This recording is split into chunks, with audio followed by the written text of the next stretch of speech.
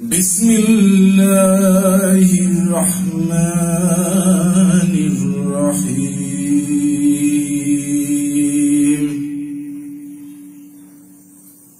তাব্বাত ইয়াদা আবি লাহাবিন ওয়া তাব মা আগনা আনহু মালুহু ওয়া মা কাসাব ফি জিদিহা হাবলুম মিন মাসাদ। ধ্বংস হোক আবু লাহাবের দুহাত, অচিরেই সে দগ্ধ হবে লেলিহান আগুনে, আর তার স্ত্রী লাকড়ি বহনকারী, তার গলায় পাকানো দড়ি। মহানবী হযরত মুহাম্মদ সাল্লাল্লাহু আলাইহি ওয়াসাল্লাম একজন বিরল প্রতিভাবান মানুষ। ইনফ্যাক্ট তিনি পৃথিবীতে জন্ম নেওয়া সর্বকালের সর্বশ্রেষ্ঠ একজন মানুষ। মাইকেল এইচ হার্টের সেই বিখ্যাত বইটির কথা আপনারা জানেন, যে বইটিতে তিনি পৃথিবীতে জন্ম নেওয়া সর্বকালের সর্বশ্রেষ্ঠ 100 জন প্রভাবশালী মানুষের তালিকা তৈরি করেছিলেন, এবং সেখানে প্রথম স্থান অধিকার করেছিল কে? হযরত মুহাম্মদ সাল্লাল্লাহু আলাইহি ওয়াসাল্লাম।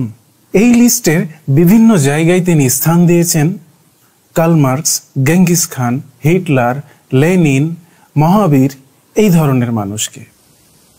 এই লিস্টের মধ্যে হিটলার কেন আসলো তার আমি তীব্র প্রতিবাদ জানাই। ইনফ্যাক্ট এই লিস্টের মধ্যে অন্য কারোর নামই থাকা উচিত নয়। 1 থেকে 100 পর্যন্ত শুধুমাত্র মহানবী হযরত মুহাম্মদ সাল্লাল্লাহু আলাইহি ওয়াসাল্লামের নাম থাকা উচিত ছিল। কারণ খুব সহজ, হযরত মুহাম্মদ সাল্লাল্লাহু আলাইহি ওয়াসাল্লামের সাথে অন্য কারো তুলনা করা সম্ভব নয়, তুলনা করা উচিত নয়। আজকে আমি হযরত মুহাম্মদ সাল্লাল্লাহু আলাইহি ওয়াসাল্লামের গুণগান করব, একেবারে নিঃশর্ত গুণগান।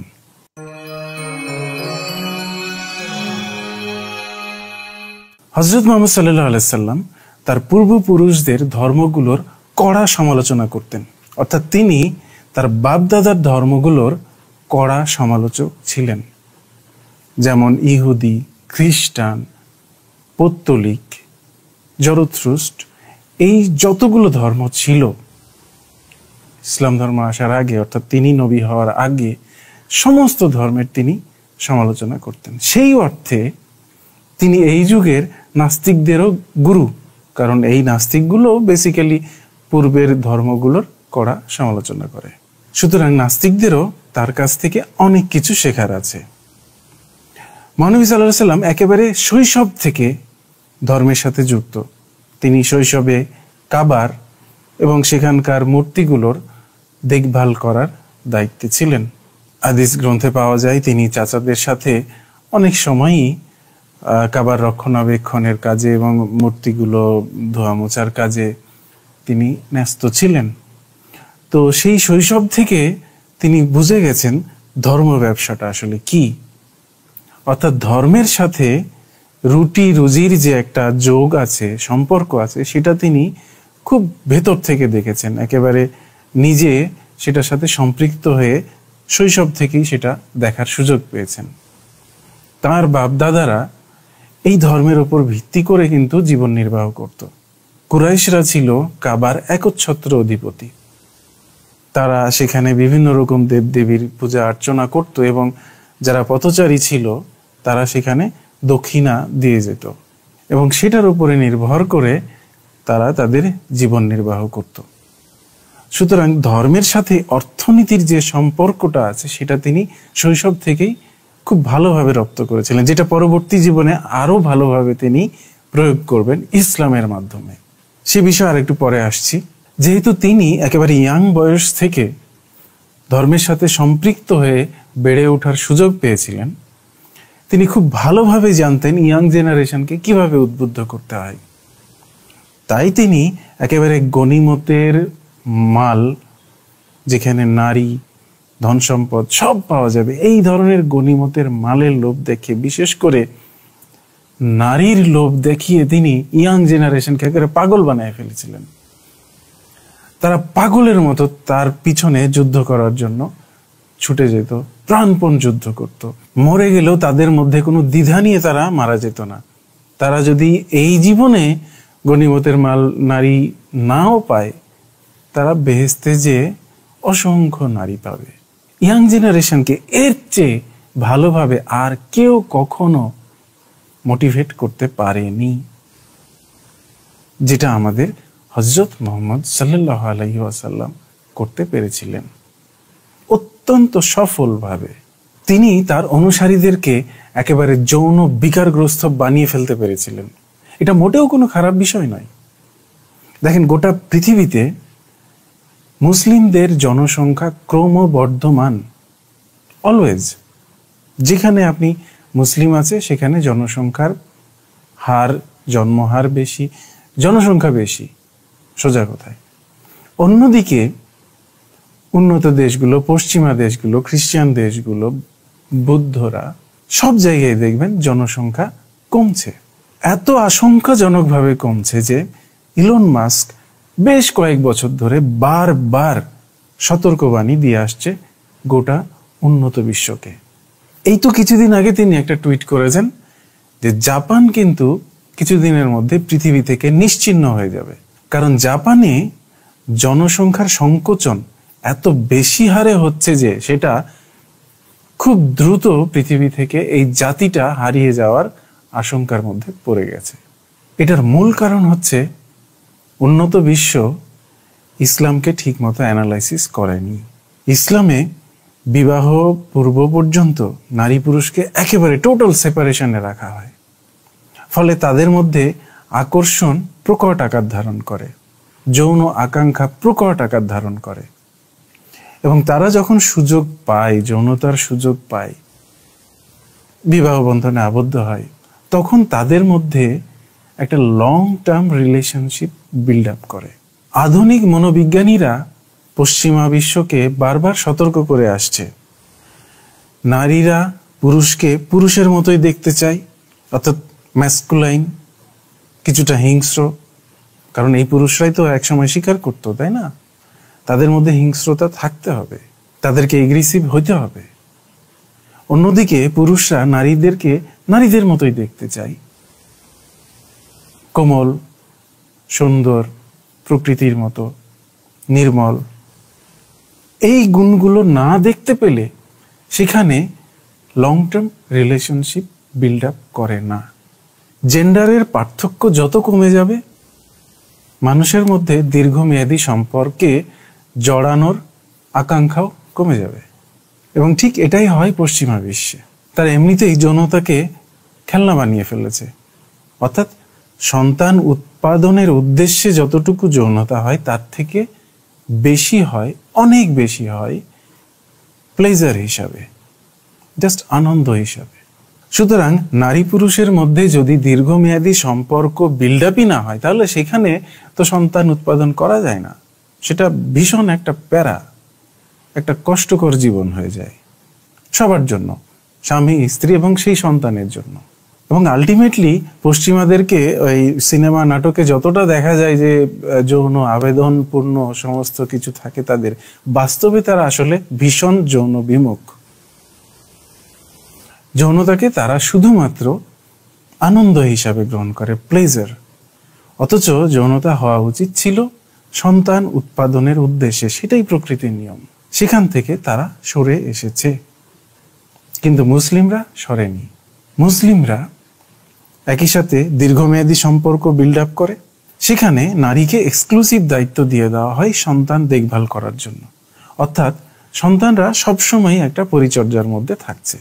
অন্যদিকে পশ্চিমারা উভয় জেন্ডারই একেবারে কর্মব্যস্তময় জীবন পার করছে, ফলে তাদের সন্তান নেওয়ার ফুরসতটা কোথায়?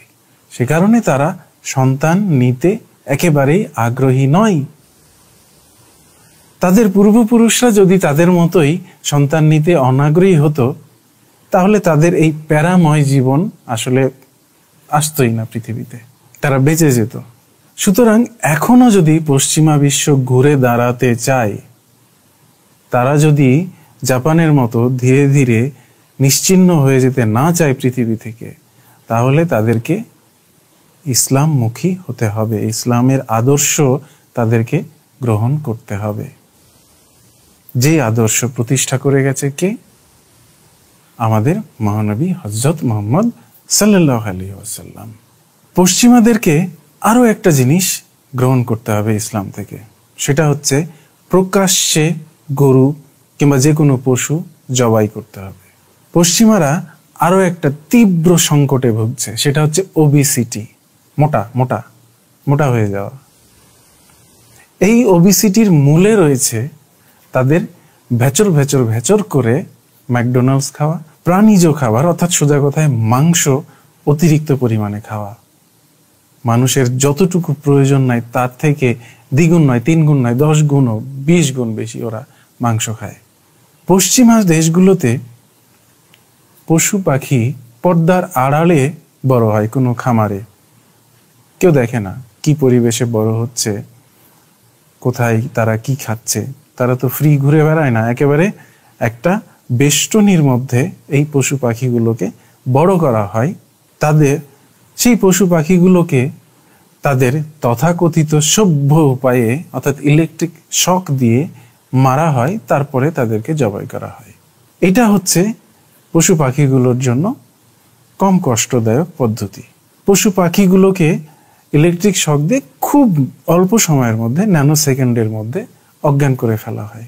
হতে পারে তারা কষ্ট পায় না, কিন্তু আমার মনে হয় না যে তারা ইলেকট্রিক শক খেয়ে অজ্ঞান হওয়াতে কিংবা জবাই হওয়াতে কিংবা মানুষের প্লেটে খাবার হিসেবে আসাতে খুব খুশি হয়, খুব সুখ অনুভব করে। সেটাও নিশ্চয় সম্ভব নয়। আলটিমেটলি হত্যা তো হত্যাই, কিন্তু যেটা হচ্ছে সমস্ত কিছু পর্দার আড়ালে হচ্ছে। সুতরাং পশ্চিমা লোকগুলো জানতেও পারছে না যে তাদের প্লেটে যে মাংসটা আসছে সেটা আসলে কিভাবে আসছে। তারা দেখছে না যে এই মাংসটা আসার জন্য একটা পশুকে হত্যা করা হয়েছে। হত্যা করার সময় সে কি তীব্র পরিমাণ আর্তনাদ করেছে, ছটপট করেছে। এই ফিলিংসটা তাদের মধ্যে আসে না, ফলে তারা ভেচর ভেচর মাংস খাচ্ছে, প্রয়োজনের তুলনায় 10 গুণ 20 গুণ পরিমাণ মাংস খাচ্ছে, কিন্তু তাদের মধ্যে বিন্দু মাত্র অপরাধবোধ তৈরি হচ্ছে না। অন্যদিকে মুসলিম দেশগুলোতে দেখবেন ওবিসিটির হার খুবই কম। পশুকে পশুর মতো করেই হত্যা করা হচ্ছে, কষ্ট পাবে। বাঘ, সিংহ, হরিণকে কিংবা মহিষকে শিকার করছে আরো অত্যন্ত যন্ত্রণাদায়ক পদ্ধতিতে। এটা প্রকৃতির নিয়ম, মানুষও শিকারী প্রাণী।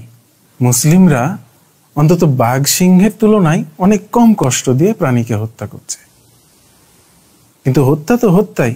পশু পাখি বিভিন্ন প্রাণীগুলোকে যতই বৈজ্ঞানিক পদ্ধতিতে হত্যা করা হোক না কেন, পশ্চিমাদের প্লেটে সেই পশু পাখিগুলো নাচতে নাচতে, ধেই ধেই করে নাচতে নাচতে একেবারে এসে হাজির হচ্ছে না। তার কিছু ইতিহাস আছে, সেই ইতিহাসটা খুবই যন্ত্রণাদায়ক, কষ্টদায়ক। সেটা এই পশ্চিমা লোকদের জানতে হবে, দেখতে হবে, নিজের চোখে দেখতে হবে, শুধু বইয়ে পড়লে হবে না। সুতরাং যদি প্রকাশ্যে পশু প্রাণী জবাই করা হয়, তাহলে পশ্চিমা বিশ্বে মাংস খাওয়ার হার অনেক কমে যাবে। পশ্চিমার বড় বড় খাদ্য প্রস্তুতকারী প্রতিষ্ঠানগুলো এই ধরনের চলটাকে তৈরি করেছে, মানুষকে গিল্টি ফিলিং থেকে মুক্তি দিচ্ছে যে তোমরা খুব মানবিকভাবে পশুগুলোকে হত্যা করছো। ফলে মানুষের মধ্যে কোনো রকম গিল্টি ফিলিং তারা আসতে দিতে চায় না। তারা হচ্ছে জায়ান্ট ইন্ডাস্ট্রি, ম্যাকডোনাল্ডসের মতো বিশাল বিশাল প্রতিষ্ঠান। তারা যেটা চাবে আলটিমেটলি সেটা তারা করবেই। তাদের হাতে অনেক টাকা আছে, তাদের হাতে ক্ষমতা আছে। তারা মানুষকে বোঝাতে চায় যে তোমরা খুব মানবিক উপায়ে পশু প্রাণী হত্যা করছো, তোমাদের গিল্টি ফিলিংসের দরকার নাই, তোমরা খাও, ভেচর ভেচর খাও, তোমাদের যা প্রয়োজন আছে তার থেকে 10 গুণ 20 গুণ 30 গুণ 100 গুণ বেশি করে মাংস খাও, কোনো সমস্যা নেই। আর এই ফাঁদেই পশ্চিমারা পড়ে গেছে। সেই ফাঁদ থেকে যদি মুক্তি পেতে চাই, তাহলে ইসলামের শরণাপন্ন হতে হবে। ভুলে যাবেন না, মানুষও কিন্তু একটি শিকারী প্রাণী। আমরা কিন্তু কমোডে হাগু করার জন্য ইভলভড হইনি। কমোডে হাগু করা স্বাস্থ্যের জন্য খারাপ। অনেক বড় বড় ডাক্তাররা এখন এটা সতর্কবাণী প্রচার করছেন। সুতরাং যারা বিদেশ যে কমোডে হাগু করার লোভে নাস্তিক হয়েছেন তাদের জন্য এক বালতি সমবেদনা। ইনফ্যাক্ট এই যুগে নাস্তিক হওয়াটা একটা ফ্যাশনে পরিণত হয়েছে, একটু স্মার্ট স্মার্ট লাগে, আধুনিক। অথচ আমাদের মহানবী সাল্লাল্লাহু আলাইহি ওয়াসাল্লাম মানুষ কে কি বলল না বলল তাকে পাত্তাই দিতেন না। আপনারা মনে করেন না যে মহানবী সাল্লাল্লাহু আলাইহি ওয়াসাল্লাম অসংখ্য নারীকে বিয়ে করেছিলেন কিংবা দাসী হিসাবে রেখেছিলেন, একটা 6 বছরের বাচ্চাকে বিয়ে করেছিলেন, তার জন্য আশেপাশে কোনো গুঞ্জন তৈরি হয়নি। অবশ্যই হয়েছিল, তার রেফারেন্স অনেক হাদিসে আছে। মানুষ তো মহানবী সাল্লাল্লাহু আলাইহি ওয়াসাল্লামকে পাগলও বলতো, কোরআনে তার প্রমাণ আছে। কিন্তু মহানবী সাল্লাল্লাহু আলাইহি ওয়াসাল্লাম অত্যন্ত সুকৌশলে এইসব মানুষদেরকে ট্যাকেল দিতেন। একজন সেই মাপের প্রতিভাবান মানুষ না হলে তিনি তার চারপাশের এতগুলো বিরূপ মানুষকে ট্যাকেল দিতে পারতেন না। দেখেন ইসলামে কিভাবে টাকা ছড়াছড়ি, যে জিনিসগুলোতে টাকা আসতো পৌত্তলিক ধর্মের, সেই জিনিসগুলোকে তিনি ইসলামে রেখে দিলেন, সমালোচনার তক্কা করলেন না। যেমন হজ সম্পূর্ণরূপে একটা পৌত্তলিকদের আরাধনার একটা পদ্ধতি ছিল, যেহেতু সেখান থেকে টাকা আসে তিনি এটা রেখে দিলেন। করেন আপনি সমালোচনা, কিচ্ছু যায় আসে না। তিনি ইসলামের জাকাতের ব্যবস্থা করলেন, এমনকি বিশেষ বিশেষ ক্ষেত্রে লুণ্ঠনকেও তিনি বৈধতা দান করেছেন, নিজেও করেছেন। যেহেতু ইসলাম প্রতিষ্ঠার স্বার্থে মহানবী সাল্লাল্লাহু আলাইহি ওয়াসাল্লাম লুণ্ঠন করেছেন, অর্থাৎ প্রতিপক্ষ যাতে শক্তিশালী না হয়ে যায়, যারা ইসলামের শত্রু তারা যাতে শক্তিশালী না হয়, তাদের শক্তিটাকে ভেঙে দেওয়ার জন্য তিনি লুণ্ঠন করেছেন, অর্থাৎ ইসলামের স্বার্থে লুণ্ঠন করেছেন। সুতরাং আপনিও যদি ইসলামের স্বার্থে লুণ্ঠন করেন সেটা অবশ্যই বৈধ হবে, কারণ মহানবী সাল্লাল্লাহু আলাইহি ওয়াসাল্লামের জীবন অনুকরণীয়, সেটার কোনো টাইম লিমিট নাই। পৃথিবী যতদিন টিকে থাকবে ততদিনই অনুকরণীয়। সুতরাং এই যুগে এসেও আপনি সেটা করতে পারবেন, কোনো সমস্যা নেই। ইসলাম অপরিবর্তনীয়। শুধু হজ জাকাত লুণ্ঠনই নয়, তিনি জিজিয়া করের ব্যবস্থা করেছেন। দেখেন কি অসামান্য প্রতিভাধর মানুষ কোন ইসলামী দেশে, অর্থাৎ যে দেশগুলো মুসলিমরা সেই সময় দখলে নিয়ে আসতে পারত, সেখানে অমুসলিমরা থাকলেও মুসলিমদের লাভ, আর অমুসলিমরা যদি ইসলাম কবুল করে ফেলে তবুও ইসলামের লাভ। মানে হাতি মরলেও লাখ টাকা, বাঁচলেও লাখ টাকা।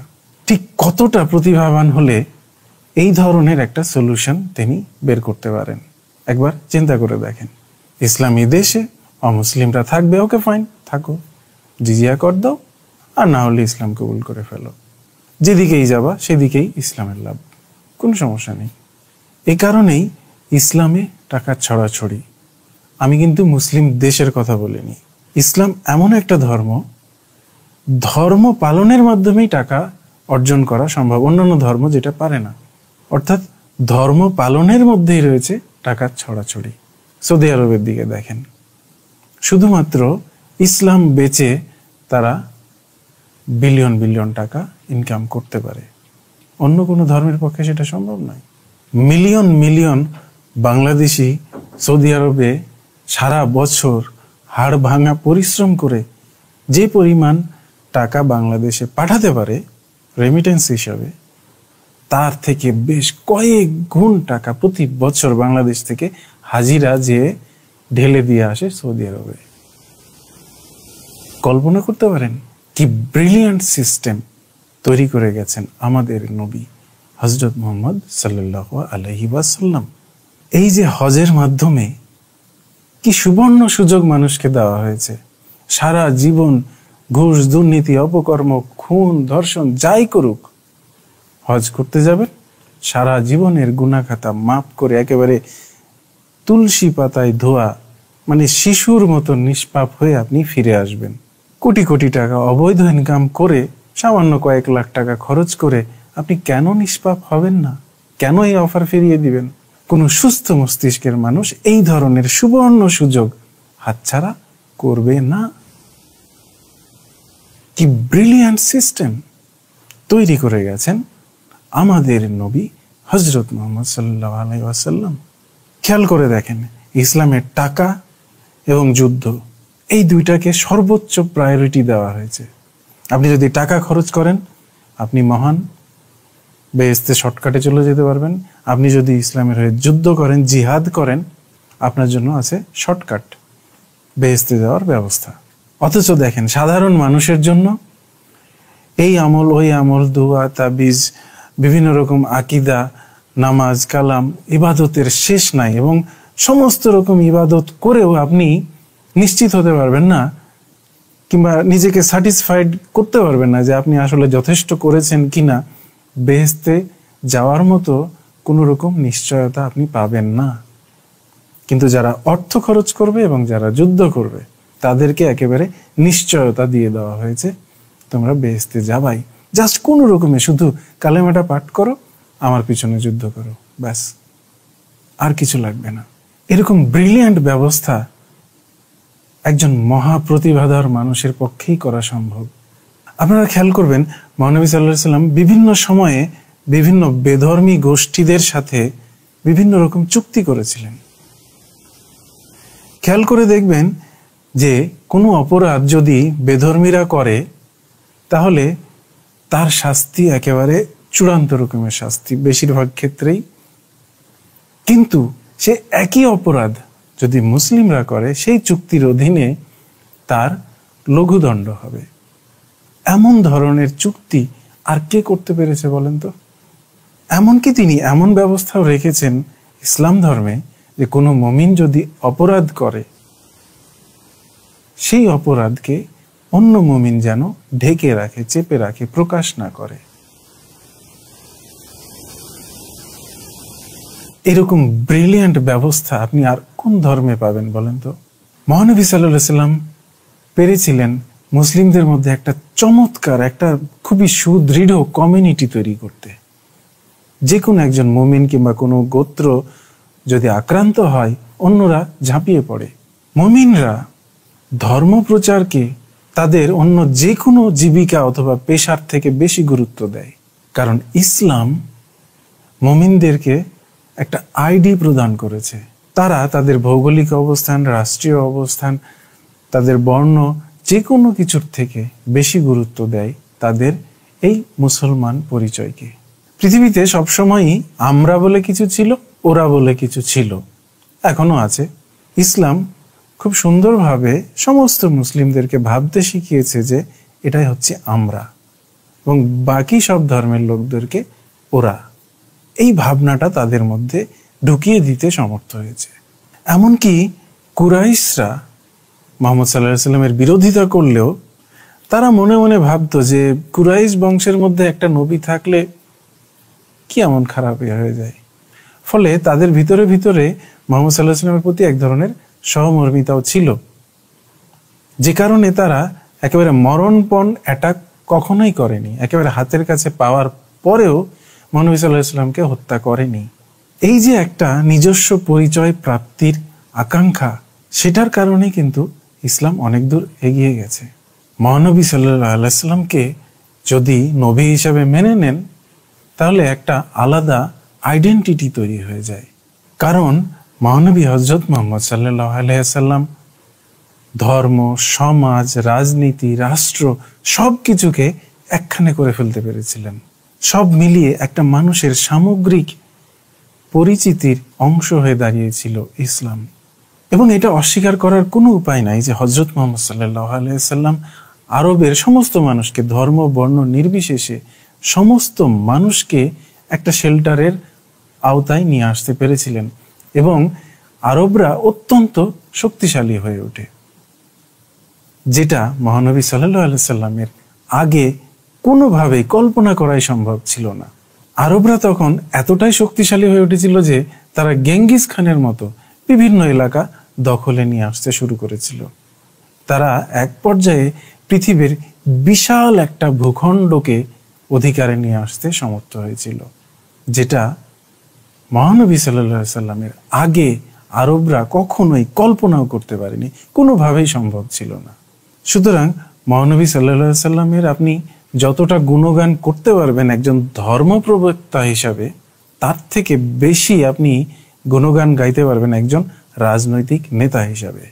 জাস্ট কিছুই না, আপনি যখন মুসলিম হয়ে গেলেন, আপনি একটি শক্তিশালী, বিশাল আকৃতির, পরাক্রমশালী জনগোষ্ঠীর অন্তর্ভুক্ত হয়ে গেলেন। It's magic. আর এরকম একটি ম্যাজিক্যাল, কারিশমাটিক ক্যারেক্টারকে আপনি প্রশংসা করতে বাধ্য হবেন, তা আপনি মুসলিম হন, বেধর্মী হন, কাফের হন বা অধার্মিক হন, যেই হন না কেন। ধন্যবাদ, ভালো থাকবেন, দেখা হবে তিতা টিভিতে।